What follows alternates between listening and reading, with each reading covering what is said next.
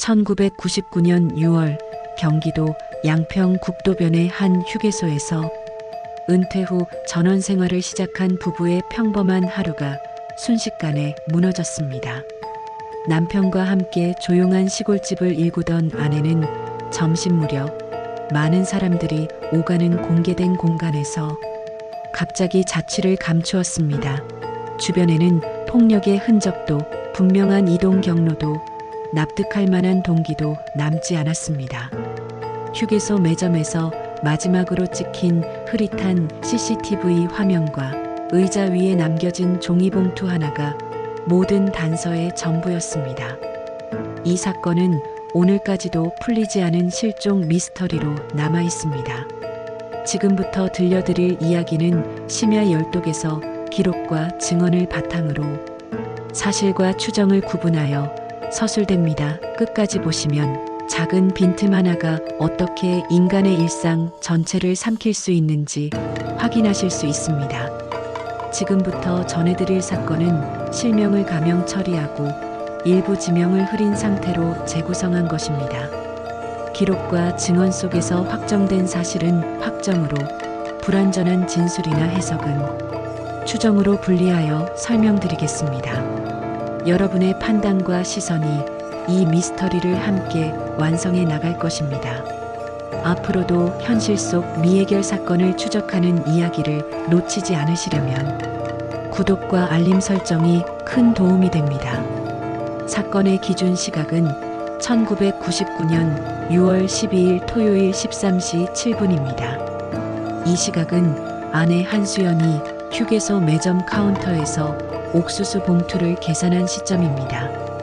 카드 승인 내역과 POS 기록이 일치하여 사건의 마지막 확정된 장면으로 남았습니다. 사건 하루 전인 6월 11일 오전 10시 20분, 부부는 양평 읍내 장터에서 모종과 사료를 구입했습니다. 상인의 증언과 현금 영수증으로 확인된 사실입니다. 오전 11시 5분, 두 사람은 장터 뒷골목의 분식집에서 칼국수를 함께 먹었습니다.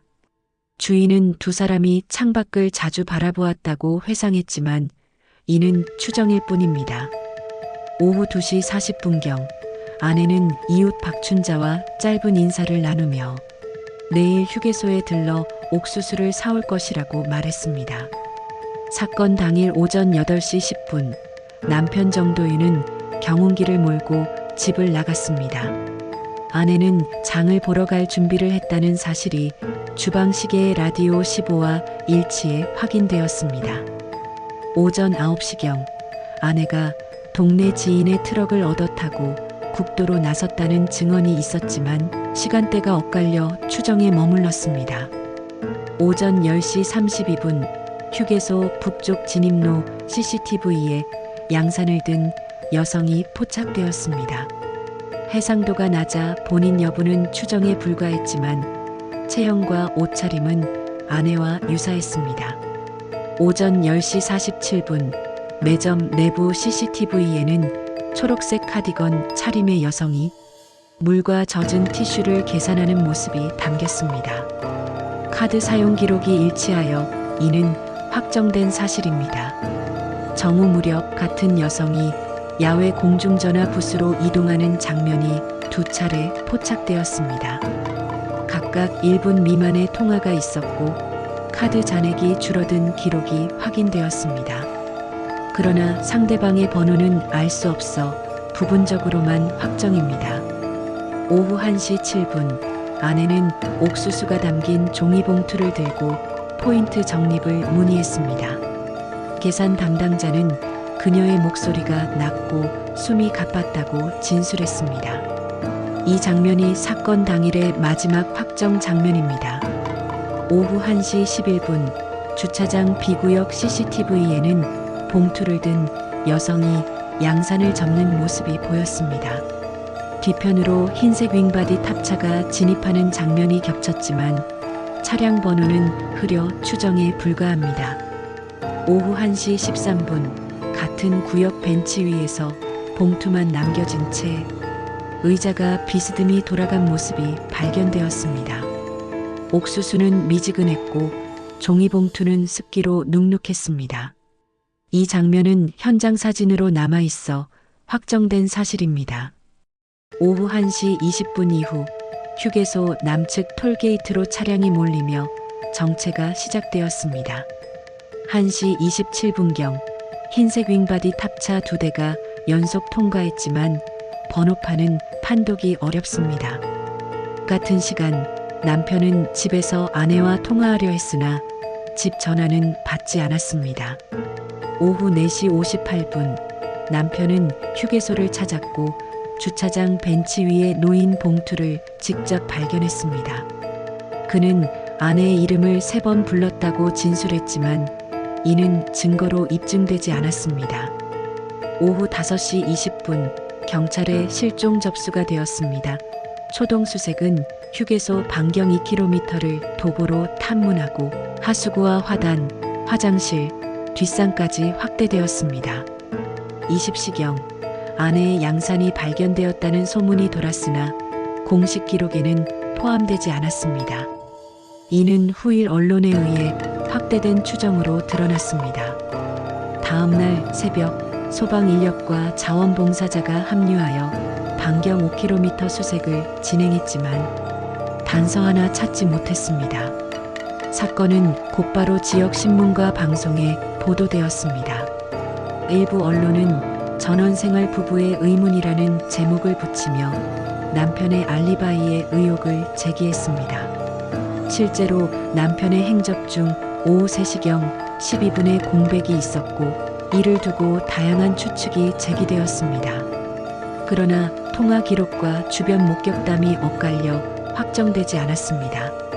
가족들은 서로를 의심하며 갈등이 깊어졌고 아내의 언니가 혹시 먼 곳으로 떠난 것이 아닐까라는 발언을 했다가 곧 후회하며 눈물을 흘렸습니다. 사건 발생 9일 후인 6월 21일 아내가 사용한 전화카드가 휴게소에서 동쪽으로 18km 떨어진 공단 매점에서 마지막으로 소진되었습니다. 카드 일련 번호가 일치하여 확정된 사실입니다. 그 시간대 CCTV에는 작업복 차림의 남성들이 담배를 피우는 장면이 있었고 화면 구석을 스쳐 지나간 파스텔 무늬가 확인되었습니다. 그러나 그것이 아내의 양산인지 단순한 수건인지 판독되지 않았습니다. 직후 작은 윙바디 탑차가 화면을 가리며 장면은 사라졌습니다. 카드가 사용된 것은 확정된 사실이지만 사용자가 누구였는지는 추정에 머물렀습니다. 사건은 공소시효 제도의 변화 속에서 코드만 몇 차례 바뀌었을 뿐 여전히 미제로 남아 있습니다. 당시 CCTV 원본은 일부 열화되었으나 카드 기록과 톨게이트 통과 기록, POS 로그 같은 문서 증거는 여전히 남아 있습니다. 최근 디지털 복원 과정에서 탑차의 측면 몰딩이 불법 개조된 흔적이 발견되었다는 분석이 제기되었습니다. 작은 규칙 위반이 사건 실체에 다가가는 중요한 열쇠가 될 수 있다는 의미입니다. 남편은 지금도 사건 이후의 습관을 고백합니다. 그날 이후로 의자 위에 놓인 물건을 보면 반드시 자리를 반바퀴 돌려놓습니다. 금방 돌아올 것 같은 모양으로요. 그의 말은 기록이자 기도입니다. 미제 실종 사건에서 악은 괴물의 얼굴로 나타나지 않습니다. 법규를 대수롭지 않게 넘기는 태도, 남의 신뢰를 작은 부탁으로 가리는 기술, CCTV 사각을 이용하는 영리함 같은 사소한 행위들이 모여 공백을 만듭니다. 이 공백은 누구에게나 열려 있습니다. 우리가 악을 막는 길은 화려한 영웅심이 아니라 사소한 규칙을 성실히 지키는 태도입니다. 옥수수 봉투 하나, 카드 잔액 120원, 탑차에 작은 스티커 같은 단서가 차이를 만듭니다. 우리가 작은 것들을 가볍게 여기지 않을 때 누군가의 귀가가 가능해집니다. 이 사건은 여전히 해결되지 않았습니다. 그러나 기록은 늙지 않습니다. 오늘도 누군가는 작은 단서에서 실마리를 찾고 있습니다. 사실과 추정을 분리해 조심스럽게 전해드리겠습니다. 구독과 알림 설정은 큰 힘이 됩니다.